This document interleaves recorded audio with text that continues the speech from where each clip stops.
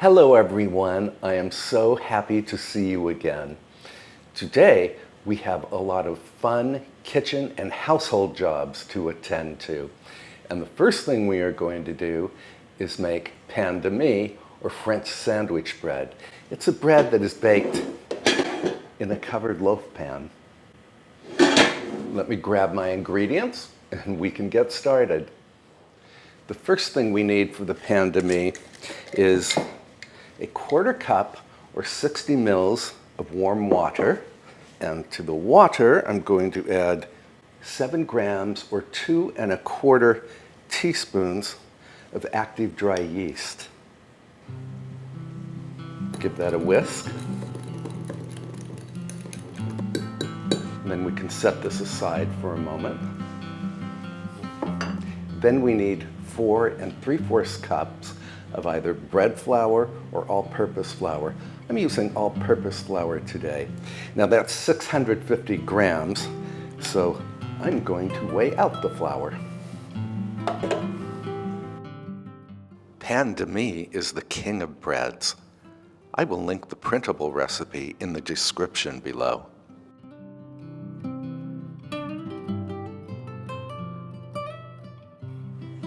$650 grams. To the flour, I'm adding the yeast mixture plus 1 2/3 cups or 400 mils of scalded and cooled milk and 2 1/2 teaspoons of salt. Bread without salt is very bland indeed. You can mix and knead this dough entirely by hand. I've done just that many times in the past. It's not hard to do. Knead the dough for just 2 minutes. Then let the dough rest for 2 minutes. Resting the dough for short periods allows the gluten to relax and to absorb moisture. Continue kneading for 2 minutes, followed by another 2-minute rest while we prepare the butter for our Pandem. So Pandem, or French sandwich bread, is a yeasty, buttery bread. Super delicious. Great for tea sandwiches. So what I have here is 6 tablespoons or 85 grams of regular unsalted butter. It's cold, but I need to make the dough malleable so it can blend into the dough fairly easily. And to make the butter malleable, simply use a rolling pin and you mash the dough.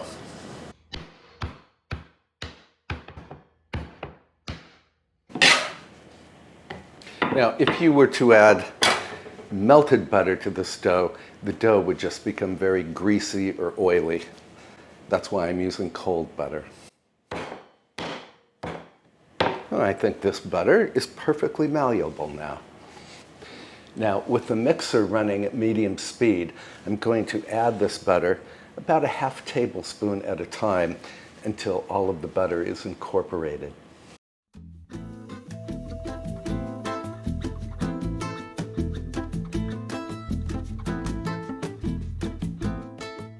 Stop the machine to scrape down any butter that clings to the sides of the mixing bowl.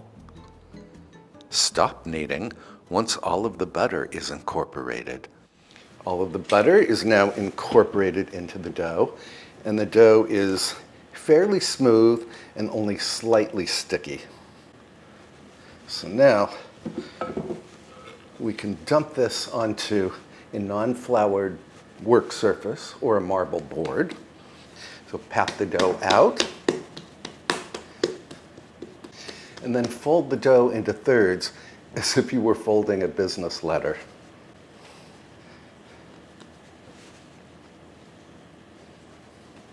That's it. Then we can put this into a clean, greased bowl, smooth side down, then flip to grease the other side, and cover the dough with a damp towel or cling film, and then put this in a warm location until the dough doubles in volume. That's going to take about 2 hours. I'm going to clean up my workstation here And then you and I are going to do a thorough, deep cleaning in the parlor. I think we will even clean the windows there. To clean the 19th century windows in the parlor, I use a mixture of water, white vinegar, and just a drop or two of dish detergent. I will link all of the cleaning tools I am using today in the description below. I purchased this window cleaning tool on Amazon. It has an extendable handle that allows me to reach the top of my ground floor windows without the need of a stepladder. The tool is equipped with a microfiber sponge on one side and a squeegee on the other side.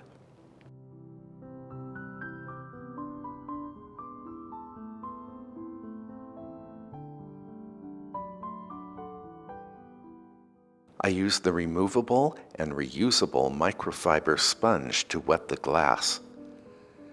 Then I flip the tool so that I can squeegee the glass. The squeegee permits the streak-free cleaning of windows. There's no need to use any paper towels.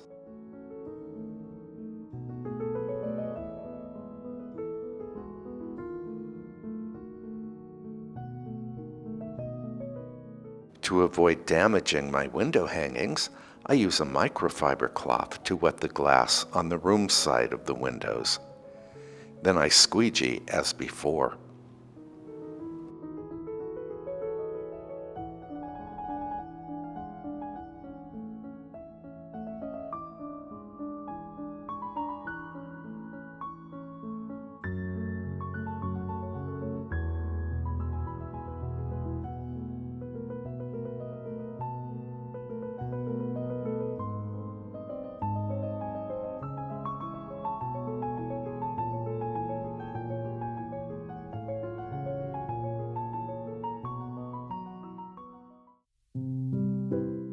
Next, the ceiling and walls. For these jobs, I use a microfiber dust mop. The mop has a very long, extendable handle.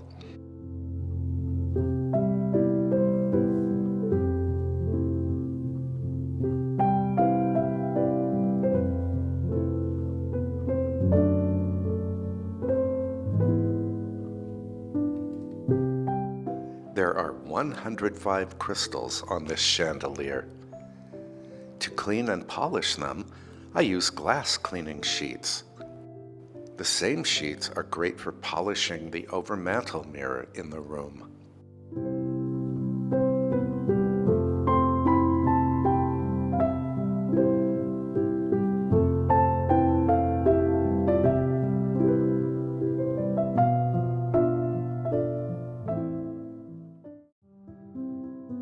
After I dust the wooden tables in the room, I apply a thin layer of walrus oil. This is the same food-grade oil that I use on my numerous cutting boards. The oil feeds the wood and gives it a pleasant sheen.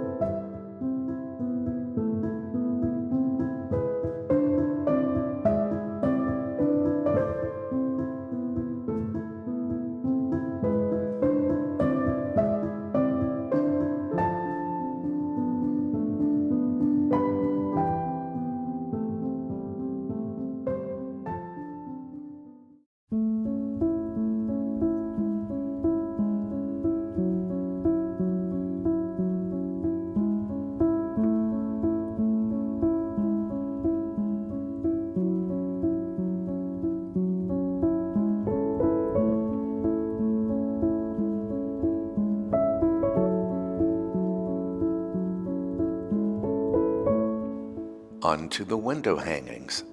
For these, I use a cordless handheld vacuum.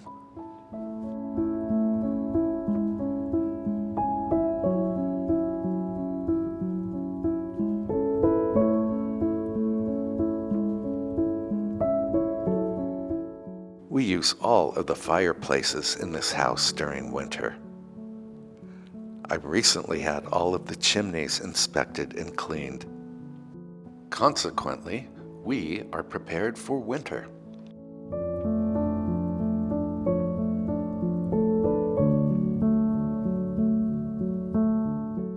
We are cleaning this room from top to bottom. To clean the baseboards, I use Murphy's oil soap and a cloth. Of course, I put the product on the cloth in order to avoid spraying the wallpaper. To complete this deep cleaning job, I vacuum and mop the floors.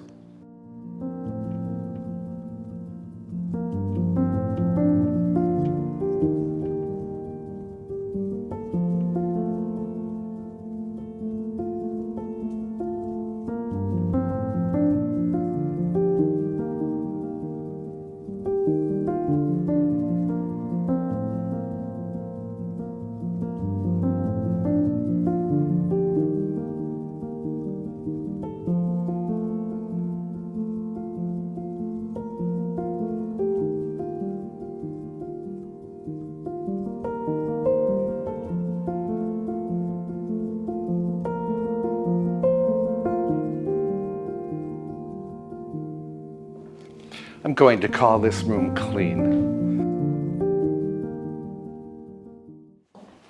It feels so good to have that parlor clean and also to have the parlor windows cleaned. It took 2 hours to perform that job, and here is the dough, now doubled in volume. Now, before I form this into a loaf, I need to lightly grease my Pandem pan. This is also called a Pullman pan. It's 13 inches long, about 4 inches across and 4 inches deep. And I can link this pan in the description if you'd like to learn more about it. Now, normally I give this dough 2 rises before I form it into a loaf, but today I'm just giving it the one first rise, and then the second rise will be the formed loaf.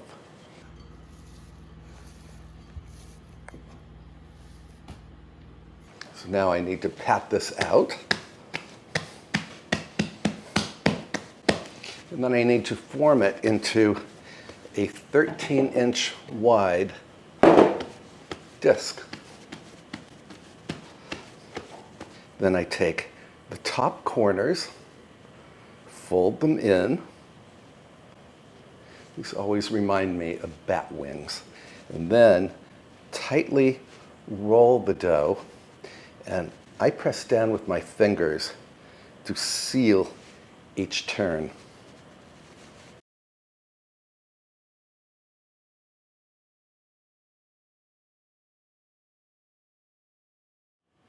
And now my cylinder is longer than 13 inches. That's no problem. I will simply tuck the ends under.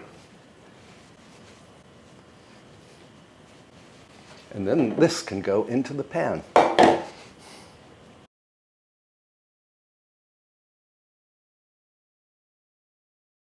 Now I'm going to cover the pan with a damp towel, and I will let this rise until the dough reaches, about a ½ inch from the top of the pan.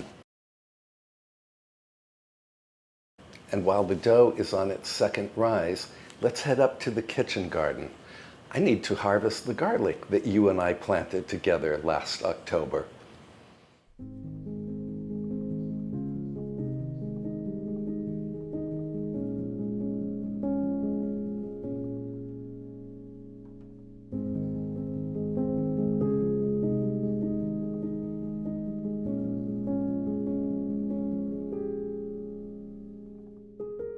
This is the hardneck garlic that you and I planted together last autumn. The crop has performed phenomenally well. Garlic is ready to harvest when 2 or 3 of its leaves turn brown, usually in mid-July where I live. We will process this garlic after it has cured in a dry location for a few weeks.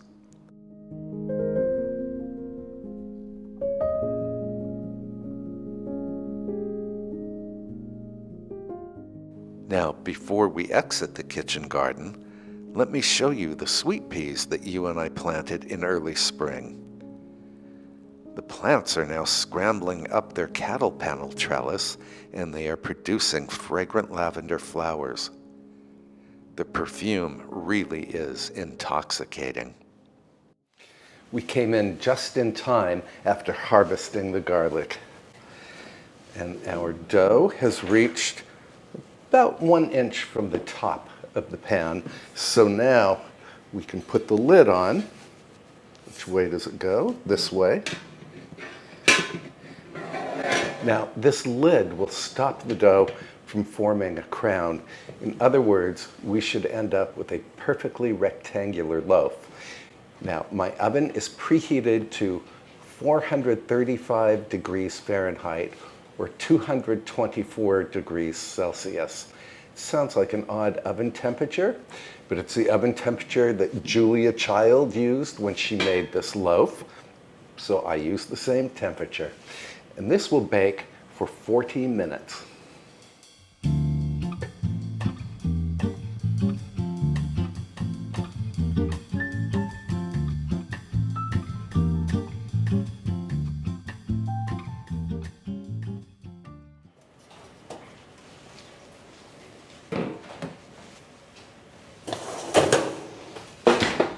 So this bread baked for 40 minutes.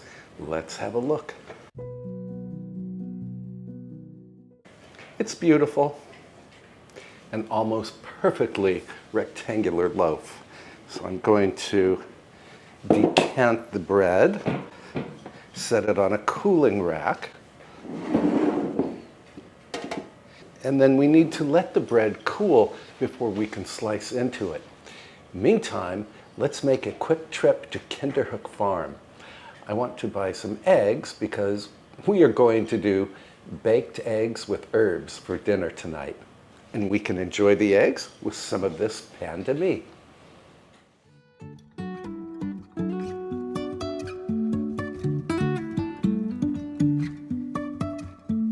Life is a winding road, no telling where it goes. Driving through days and nights. I enjoy supporting local agriculture. Kinderhook Farm is only a 5-minute drive from my house. And unlike the supermarket, there are geese on the property, and chickens, and sheep, and pigs, and cows.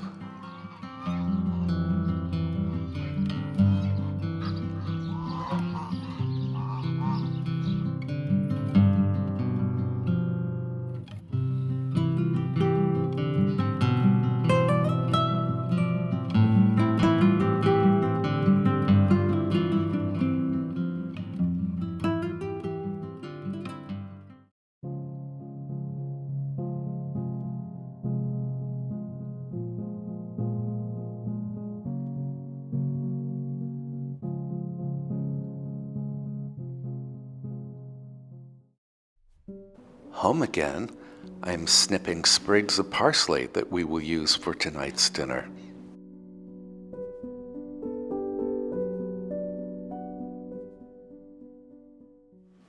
We are certainly ticking off a lot of jobs from our list today. Now for dinner tonight, as I said earlier, we are going to make baked eggs or eggs en cocotte. It's a French country dish of baked eggs with herbs, and we can have cheese and ham or whatever we want with the baked eggs. And I'm going to bake them in these little mini cocottes.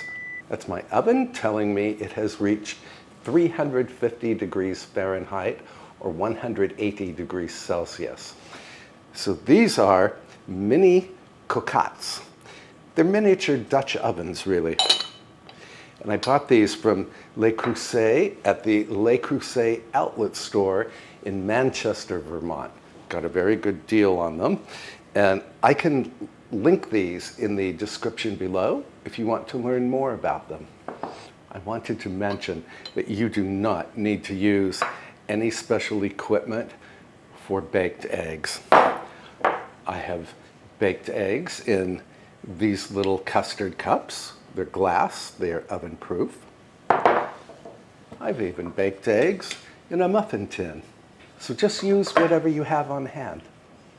And the first thing I need to do is grease the croquettes with some butter.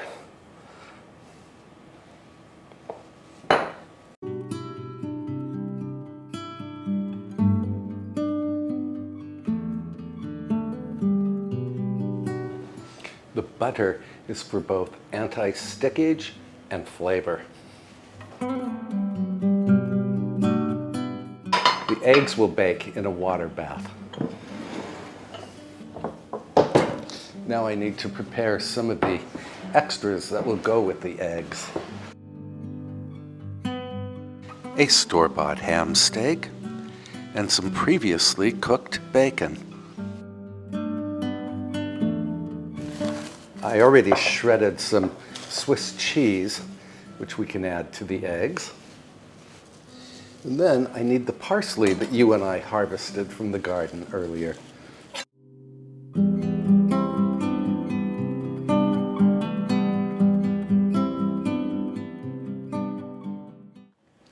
I also want a scallion or green onion. You can always use this as a garnish.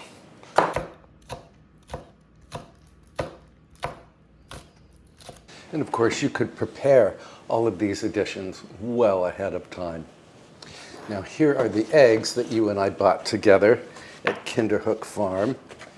They are beautiful eggs. So now we can take one of our tiny Dutch ovens. I like to add a little cream. I think I will add cream for all of our croquettes.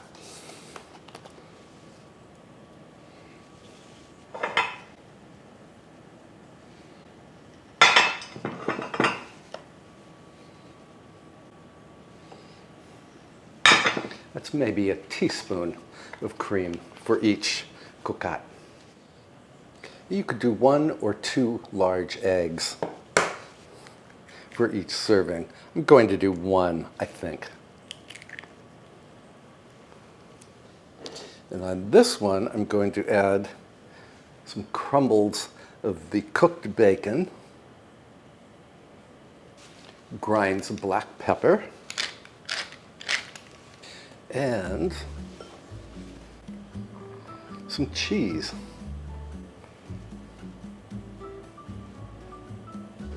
One down.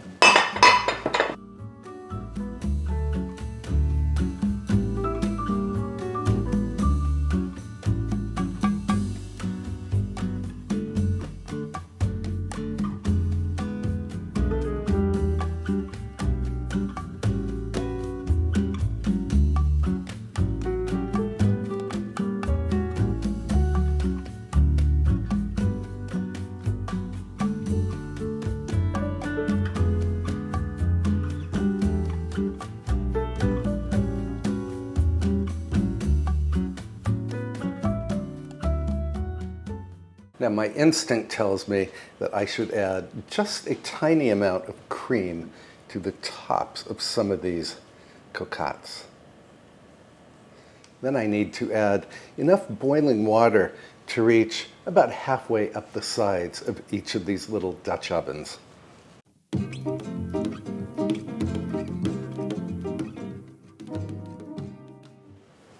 This is called a water bath or a bain-marie. And into the oven they go until the cheese has melted, the ham and bacon is warmed through, the egg whites are set, but the yolks are still a little runny. That will take probably 20, maybe 25 minutes.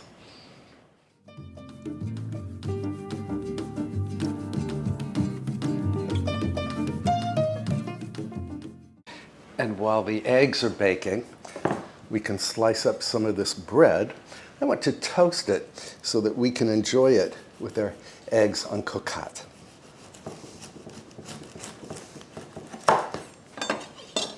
This is gorgeous. Look at this crumb. By the way, pandem. Pan means bread. Me refers to the interior of the bread, or the crumb.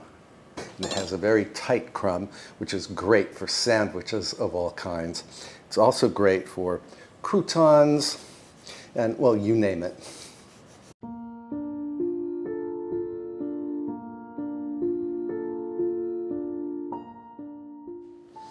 I'm going to toast this in my little toaster oven over here.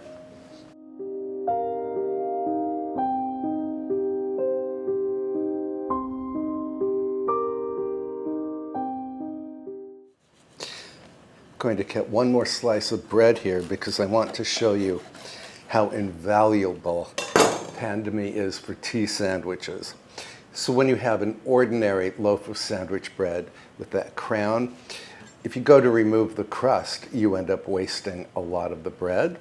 But when you have a rectangular loaf like this one,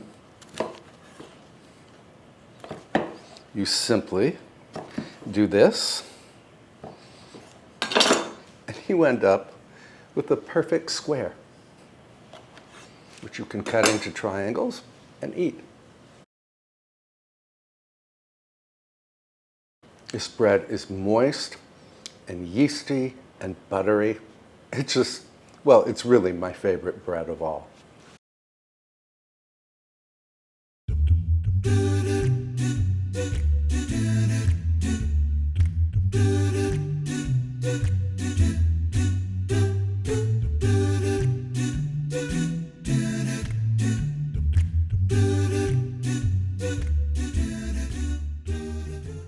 So these eggs baked for exactly 20 minutes. Depending on how you like your eggs, you might want to cook yours for 25 minutes or even a little longer. Now, I want to garnish the eggs, and I am serving them with some lightly dressed rocket or arugula and the Pandem Toast. And then I want to garnish the eggs. Now, off camera, I snipped some chives from the garden, so I'm going to add those here. Let me grab a bottle of wine, and then we can head into an air-conditioned room to enjoy our dinner.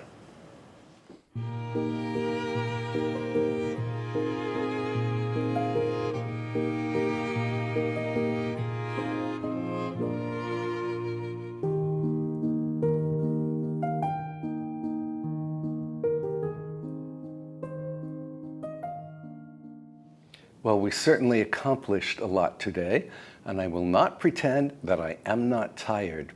And I'm really looking forward to tucking into this very simple country meal. What I like to do is dip the toast into the yolk, and this yolk is just perfect.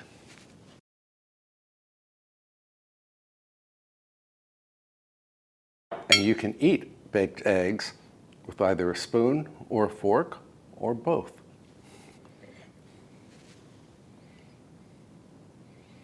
This is the cheese and ham.